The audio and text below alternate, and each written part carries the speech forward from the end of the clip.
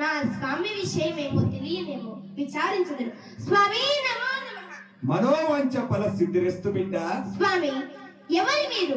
ఎచ్చటి నుండి అర్ధయేచుచున్నారు స్వామి. నాయన నేను శ్రీ వైష్ణవుడను. నాయన పల్లె పల్లె సంచారము చేస్తూ రాత్రి సోమిరెడ్డి గారి పల్లెలో నిద్రించి పొద్దున్నే కందిమల్లపల్లికి పోగా స్వామి కందిమల్లికి పోగా అక్కడ ఏమి జరిగినది? అక్కడ వీర బ్రహ్మేంద్ర స్వాముల వారు జీవ సమాధిలో కూర్చుండిరి నాయన. స్వాముల వారి జీవ సమాధి అని చెప్పగానే బాలుడు కింద పడిపోయింది. లెమ్ము నాయన లెమ్ము.